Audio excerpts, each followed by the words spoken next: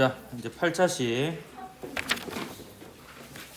교과서 간첩 신고부터 구급대원 신고까지, 긴급구조 신고까지 123에서 119. 113 간첩 신고 아니야? 아닌가? 저 대단원은 안 바뀌었습니다. 그 시스템과 상호작용이고요. 중단원이 바뀌었어요. 그 역학적 시스템에서 이제 지구 시스템으로 중단원이 바뀐 중대한 날이다, 이렇게 볼 수가 있겠고, 대단원이 바뀌지 않았으니까 대단한 날은 아닙니다. 중대한 날이다. 시작이 아주 깔끔하고요. 자, 지구 시스템의 구성 요소를 비롯해서 이제 그 3개의 소단원으로 이루어졌는데 6차시에 걸쳐서 각 소단원별로 2차시씩 이렇게 수업을 할 거고요. 자, 주 전공이 물리기 때문에 이거는 잘 모르는 부분을 잘 아는 척하는 이런 부분이 되겠다라는 거고요. 올해 처음으로 이제 만들어가는 과정이기 때문에 농담의 수준이 좀 떨어질 수 있다라는 걸 미리 얘기하도록 하겠습니다. 단연간에 축적된 게 없다, 이렇게 볼 수가 있겠습니다. 자, 학습 목표를 보면 지구 시스템은 태양계라는 시스템의 구성 요소이면서 그 자체로 수많은 생명체를 포함하는 시스템을 추론하고 1km 지구 시스템을 구성하는 하위 요소를 분석할 수 있다. 그래서 밑에 줄에 대한 내용이 주 내용이 되겠고요. 오늘은 지구 시스템의 구성 요소 5가지에 대해서 수업을 할 거고, 다음 시간에 그 지구 시스템의 구성 요소들 사이의 상호작용에 대해서 배우고 관련 문제 좀 풀어보고 이렇게 하도록 하겠습니다. 우선 지구 시스템의 구성 요소 특징을 먼저 보면요. 그 역학적 시스템에서도 중력이 굉장히 중요하게 다루어졌죠. 근데 지구 시스템에서도 중력이 굉장히 큰 역할을 합니다. 우선 그 태양과 적당한 거리를 유지할 수 있는 이유 자체가 중력 때문이라고 볼 수 있고요. 그다음에 그 지구의 크기가 적당히 커가지고 지구에 대기가 존재할 수 있는 조건이 되는 것도 중력 때문이라고 볼 수가 있습니다. 이러한 것들이 이제 합쳐져 가지고 우연과 우연이 합쳐져서 지구는 일정한 온도를 유지할 수 있는 행성이 되었고요. 더군다나 그 온도 자체가 적절해 가지고 액체 상태의 물이 존재할 수 있게 되었습니다. 그리하여 바야흐로 생명체가 존재할 수 있는 아주 특별한 천체가 되었다, 이렇게 볼 수가 있습니다. 정말 여러 가지의 우연이 겹치고 겹쳐서 이제 지구상에 생명체가 존재할 수 있었습니다. 그래서 여러분 중에 스스로가 재수가 없다고 이렇게 생각하는 경우가 있을 수 있겠지만, 그냥 생명체가 존재하는 지구에 태어났다는 것만 해도 확률적으로 보면 굉장히 운이 좋은 이런 케이스라고 볼 수가 있겠습니다. 그 뭐 이게 생식에서 정자가 수십억 대 1로 이렇게 이긴 것보다 더 낮은 확률이에요.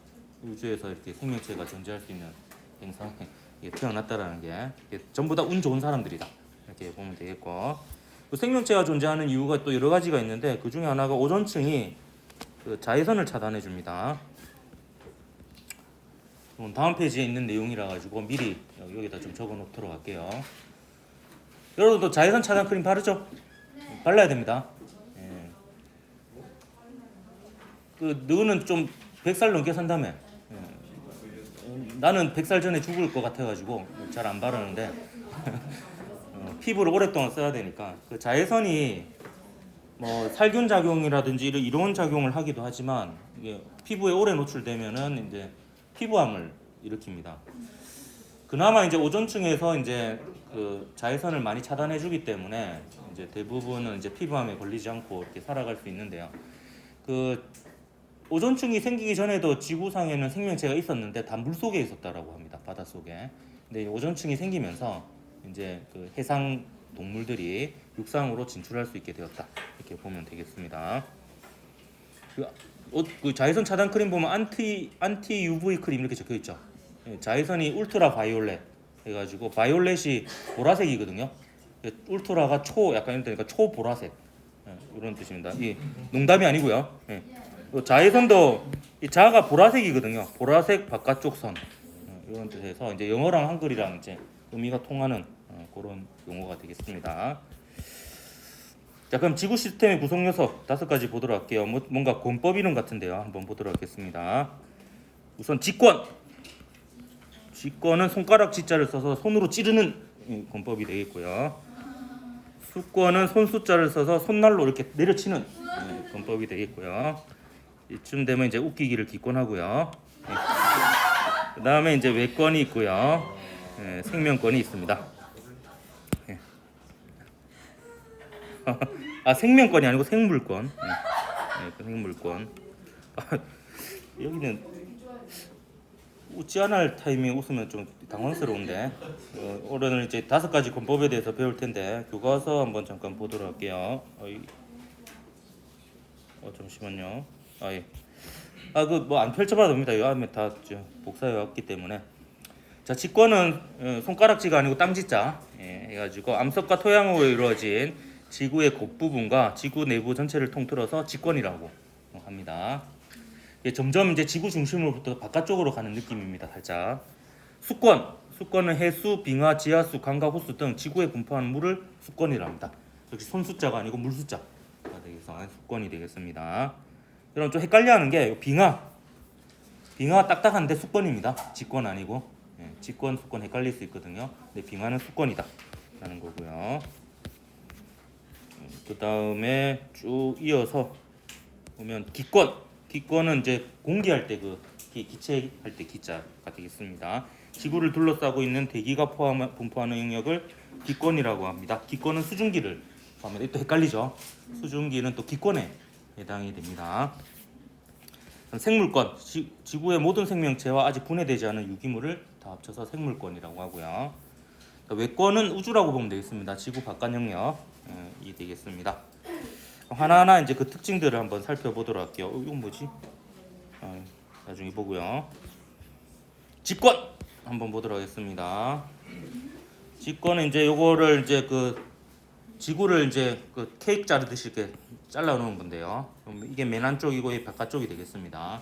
중심부부터 맨 안쪽부터 한번 보도록 할 건데 우선 전체적으로 보면 그 지구가 처음에는 이제 지구의 탄생 과정을 배웠다고 그러더라고요. 처음에 말랑말랑했죠. 그래서 이제 물질이 잘 이동할 수 있는 상태에서 중력에 의해서 좀 무거운 분자들은 지구 중심 부위로 이렇게 이동을 하게 되었고 상대적으로 분자 한 개당 질량이 작은 녀석들이 이제 바깥쪽으로 분포하게 되었습니다.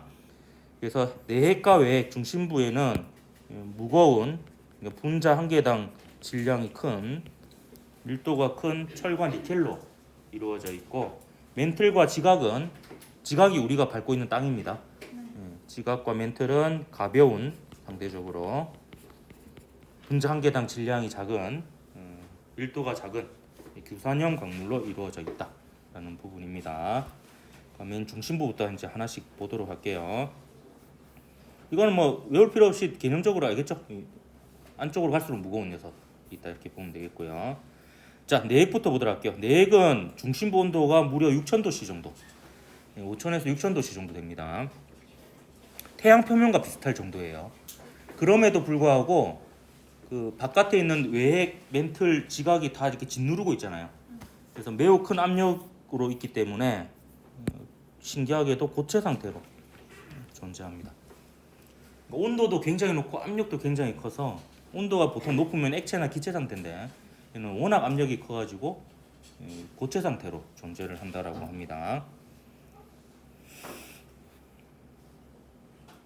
굉장히 뜨겁죠. 이렇게 굉장히 뜨거운 이유가 그 초창기에 지구가 만들어졌을 때 굉장히 뜨거웠잖아요. 그 열이 남아 있는 부분도 있고 그 방사성 원소가 이제 붕괴하면서 생기는 열에 의해 가지고 중심부 온도가 유지된다 이런 말이 있습니다. 일단 외핵은요, 똑같은 철과 니켈로 이루어져 있는데 내핵보다는 압력이 좀 작아가지고 얘는 액체 상태로 존재합니다.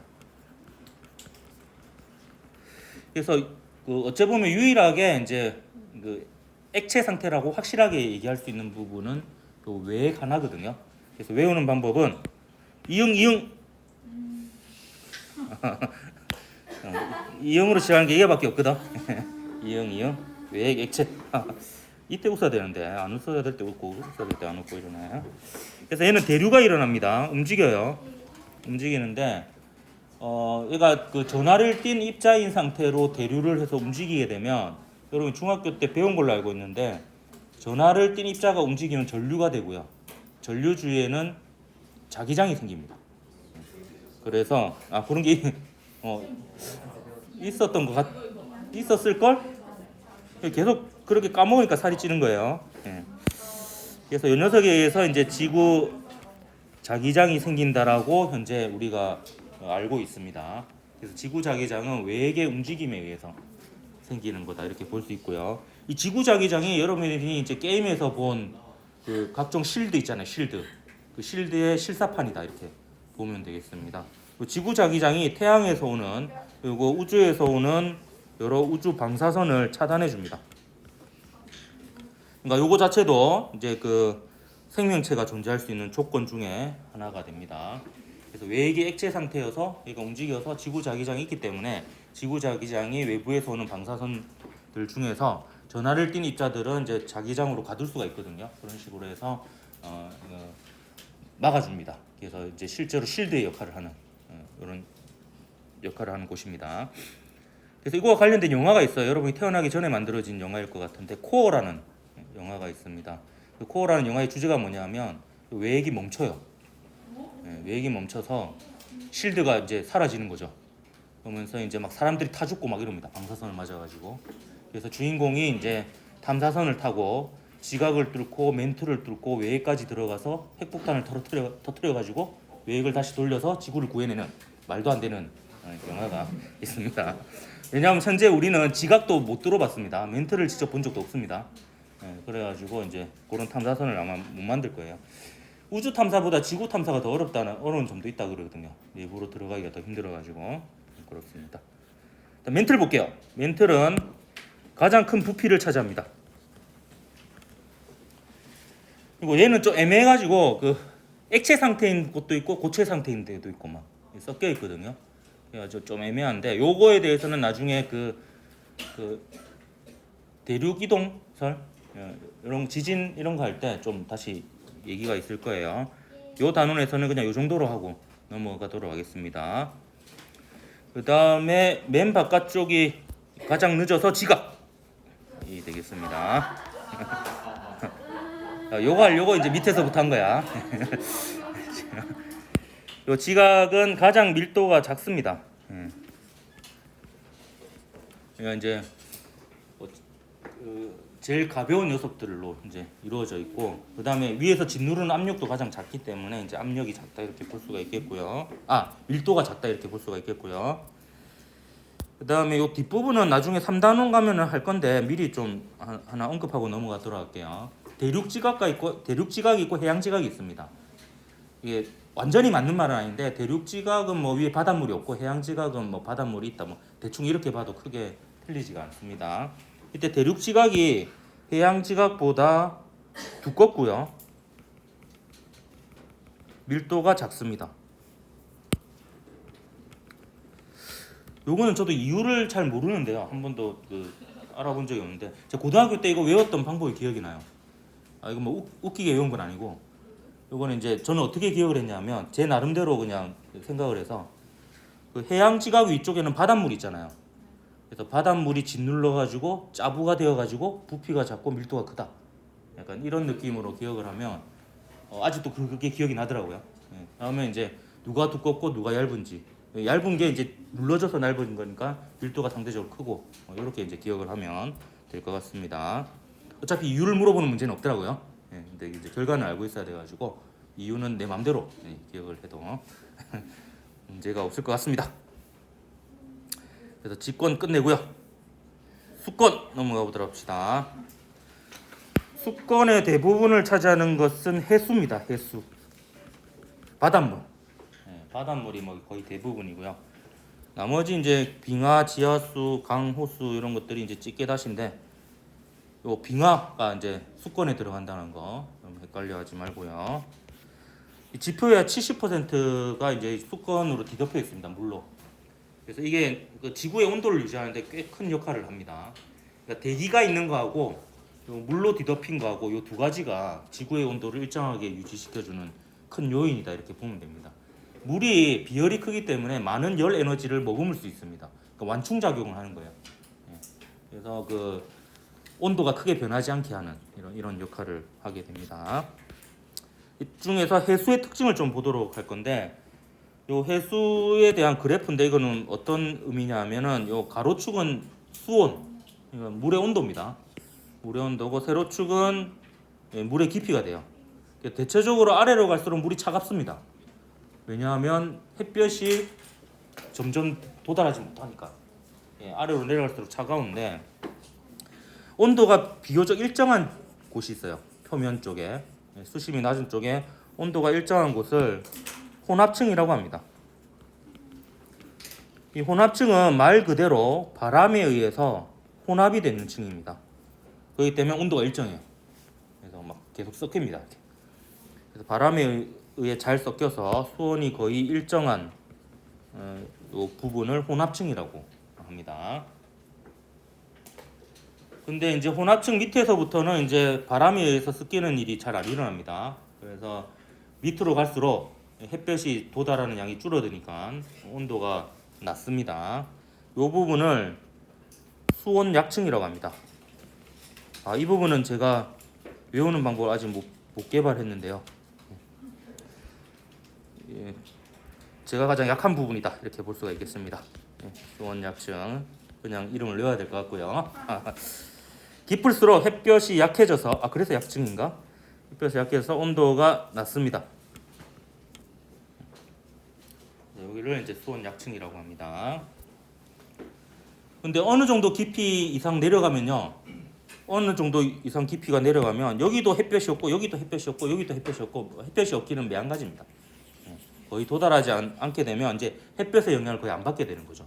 그래서 그냥 온도가 또 거의 일정한 층이 나옵니다. 이게 깊을심 바다해, 그래서 심해층이라고 합니다.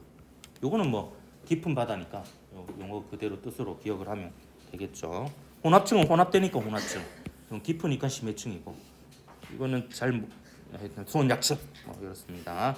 자, 심해층은 햇빛이 거의 도달하지 않아서 수온이 낮고 일정합니다. 이런 특징이 있습니다. 그래서 이것도 뭐 무턱대고 외울 건 아니고 조금 원리를 생각해 보면은 뭐 한번 이해해 놓으면은 별로 까먹지 않을 것 같습니다. 자, 교과서에는 이 정도로 알려주고 문제는 이딴 식으로 나옵니다. 그래서 약간 변형해가지고 위도에 따른 해수의 온도 분포 이런 자료들이 나오는데, 그래도 여러분이 약간 느낌적으로 때려잡을 수 있습니다. 요 셋 중에 하나가 고위도, 하나가 중위도, 하나가 저위도입니다. 자, 여러분의 필러 한번 골라보십시오. 뭐가 고위도일까요? A가 고위도입니다. 고위도는 극지방을 얘기하는 거예요. 북극, 남극. 왜냐면 온도가 제일 낮잖아요. 북극, 남극이 제일 춥잖아요. 햇볕이 제일 잘 안 도달하고. 얘는 특징이 있어요. 혼합층, 수온약층 이런 게 안 보입니다.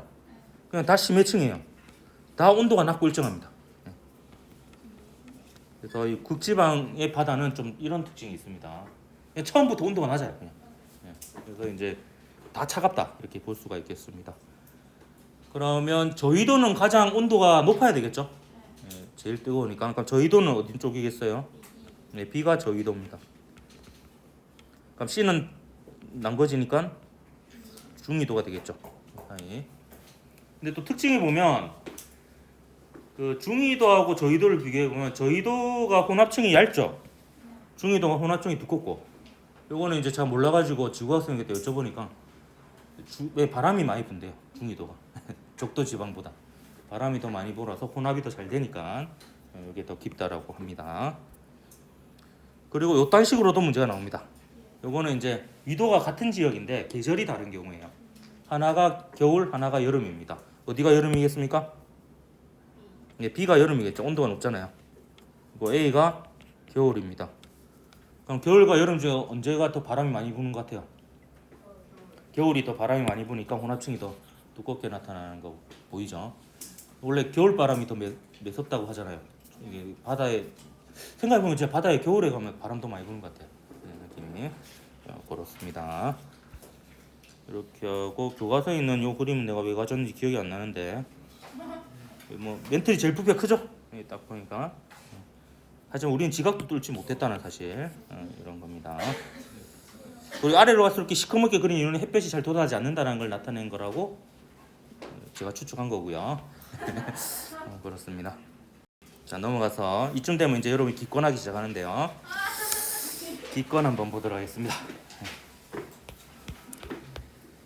자, 기권은 말 그대로 공기가 있는 대기를 얘기하는 거고요. 지표면으로부터 높이 1000km까지. 그래서 그 하늘을 나타내는 한자가 하늘천, 천이 됩니다. 천, 하늘천. 야, 이거 다른 분한테 얘기하니까 이제 진짜예요 이렇게 물어보는 애들 많던데 진짜입니다. 네, 농담입니다. 제가 고안한 거예요. 그래도 요게 이제 이번 시간에 가장 하이라이트가 되는 농담이다 이렇게 볼 수가 있겠습니다. 하늘 천, 그래서 1000km까지가 되겠고요. 여러분 이제 기억해야 될 게 이건 수증기를 포함한 수증기가 온실가스 중에서 제일 영향 많이 미치더라고요.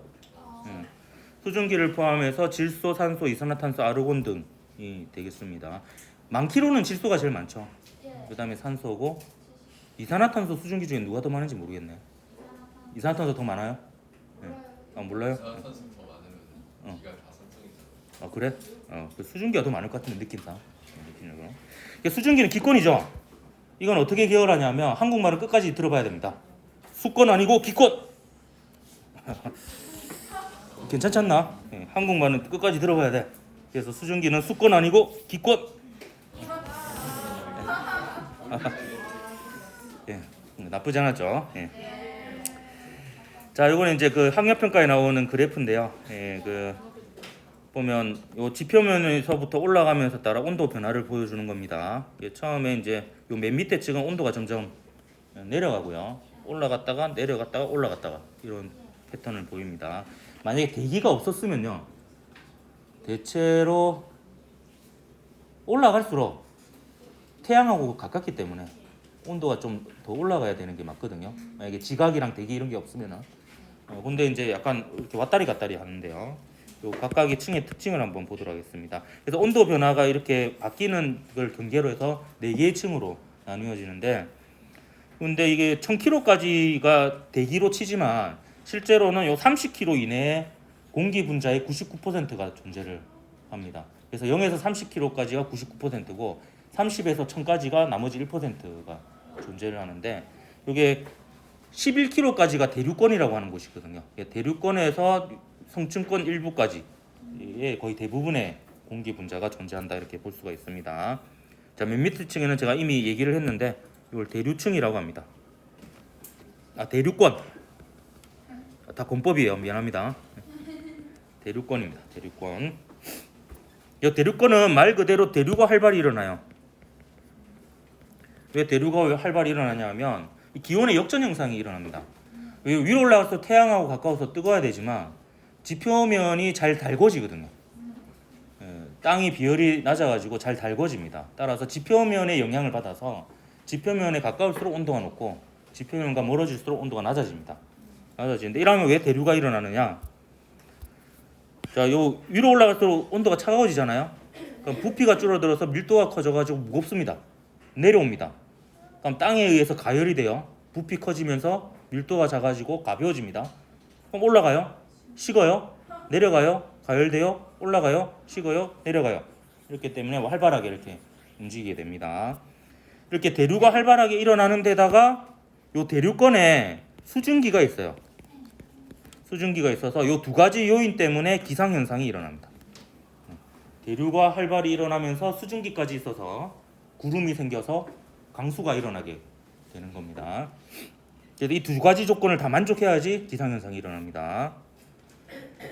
여기 수증기는 대표적인 온실 기체죠. 그래서 온실 효과도 이 대류권에 의해서 나타나는 현상이다 이렇게 볼 수 있습니다. 온실 효과는요, 온실 기체가 온실 효과. 기체라고 적어도 상관없을 것 같은데 저는 지울 수 있습니다, 깨끗하게. 온실 효과. 뭐 다른 말하고 똑같이 적어줘야지. 온실 기체라도 뭐 큰 문제는 없는데 수증기가 온실 기체니까. 온실 효과 같은 경우에는 사실 고마운 거예요. 온실 효과 없으면 지구의 밤은 너무 춥습니다. 온도 변화도 너무 심하고 그래서 이제 적당히 따뜻한 이유가 요 온실 효과 때문이거든요. 근데 여기 심해지면은 이제 막 지금 5월 달인데 30도 넘어가고 이런 일이 일어나는 거죠. 예. 자, 대륙권 위에 있는 게 이제 성층권이 되겠습니다. 성층권. 이름이 왜 성층권인지 모르겠어요. 어쨌든 성층권은 위로 올라갈수록 온도가 다시 높아집니다. 높아져서 굉장히 안정적이에요. 왜냐하면 위에가 이미 뜨거워서 가볍고 밑에가 이미 차가워서 무겁습니다. 이동을 안 합니다. 그래서 대류가 일어나지 않습니다. 그래서 여러분이 비행기를 타면 비행기는 성층권을 향해 날아갑니다. 성층권을 통해서. 성층권은 이제 비행기의 이동 통로다 이렇게 볼 수도 있습니다. 그래서 비행기 같은 경우에는 이륙하는 지역하고 착륙하는 지역에 날씨만 문제가 없으면 그 운행하는 동안에는 문제가 없습니다. 성층권에는 어차피 날씨가 다 맑으니까 변화가 없으니까. 물론 헬리콥터나 경비행기 이런 것들은 대륙권을 통해서 이렇게 날아다니기도 하는데요. 여러분 제가 얘기하는 거는 이제 해외여행 갈 때 타는 비행기 이런 것들은 이제 성층권을 통해서 날아간다 이렇게 보면 되겠습니다. 성층권에 매우 중요한 게 하나 있어요. 오존층이 있습니다. 오존층이 뭘 차단해 주죠? 자외선을 차단해 줍니다. 이거는 그냥 외우세요. 성층권에 오존층이 있고 오존층이 자외선을 차단합니다. 외우는 방법을 모르겠네.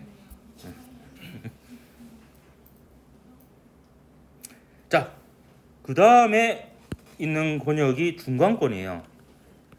요 이름은 저는 예전에 중간권하고 성층권이 항상 헷갈렸거든요. 위치가 저는 어떻게 기억을 했냐면 열권이 엄청 두꺼워요. 80km에서 1000km까지니까 열권이 엄청 두껍거든요. 요 위에가 열권입니다. 두꺼우니까 얘하고 나머지 찌개다시하고 그 사이 중간에 있는 권이다. 이렇게 해서 이제 중간권을 기억하면 바로 열권 밑에가 중간이다 이렇게 보는 게 타당합니다. 열권 사실 실제로는 중간이 아니죠. 이것도 굉장히 밑인데 그나마 이제 4개 중에서 가장 중간을 얘기하자면 열권이 굉장히 두꺼우니까 요걸 중간이라고 보는 게 더 타당하지 않느냐. 뭐 이런 식으로 외웠던 기억이 나요. 그래도 책이 열권에서 두껍다고? 그건 나중에 할 농담이었는데. 고가 갔는데 농담은 뒤에 있습니다. 아직 10건 안 들어갔기 때문에 그런 거 선행하면 안 돼. 자, 중간권 같은 경우는 올라갈수록 온도가 낮아지죠. 그렇기 때문에 대류가 일어납니다. 아래쪽이 뜨겁고 위쪽이 차갑잖아요. 차가운 게 내려왔다가 뜨거워져서 올라가고 차가워져서 내려가고 뜨거워져서 올라가고 일어납니다. 하지만 기상현상이 일어나잖아요. 왜냐? 수증기가 없습니다. 그래서 대류 현상이 일어나지만 수증기가 없기 때문에 비가 안 내립니다. 구름이 안 생기고요. 이런 이제 특징이 있습니다. 자, 그 다음에 이제 열권 마지막. 열권은 이게 뭔가 맞지 않죠. 이게 4개니까 4권이 돼야 되는데 10권이 됐어요. 그래서 제가 왜 10권인지 자면서 잠자리에 누워가지고 한번 생각을 곰곰이 해봤어요. 그래서 이제 알아냈습니다. 왜 10권인지. 자, 보십시오. 세워보세요.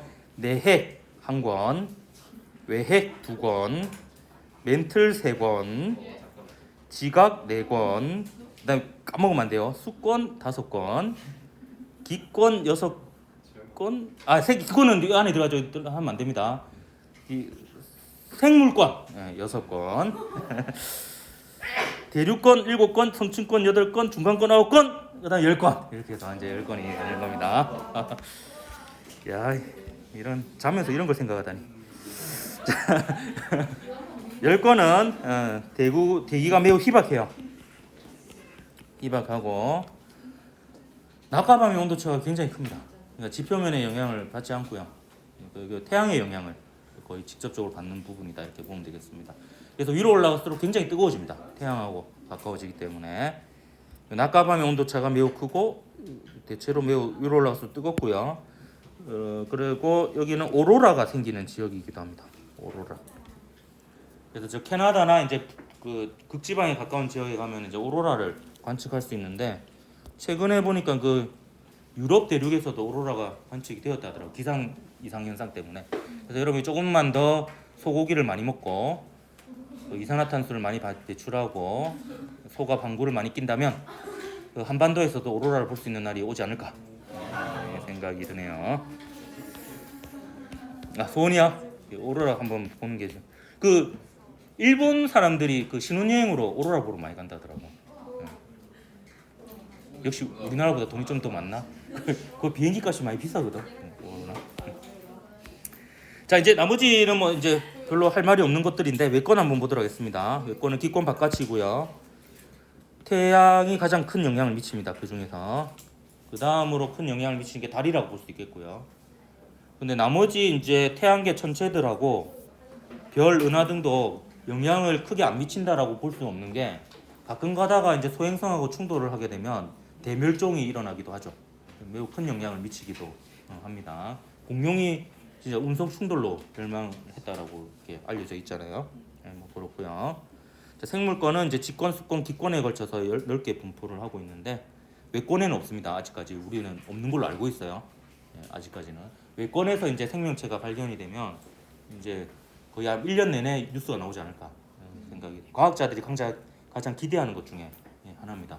외계 생명체 발견. 지금 현재 그 외계에서 온 운석의 생명체의 흔적이 발견된 건 있어요. 이 생물의 흔적이 있는데 외계에서 이제 생명체를 직접 발견한 건 없습니다. 나머지는 이제 빈칸이 너무 많아가지고 교사형 지도에서 예쁜 그림을 하나 채워놓은 거고요.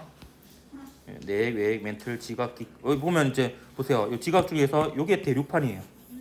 이게 해양판이니까 해양판하고 이거 물하고 합쳐서 이게랑 비슷하다 이렇게 보면 되겠습니다.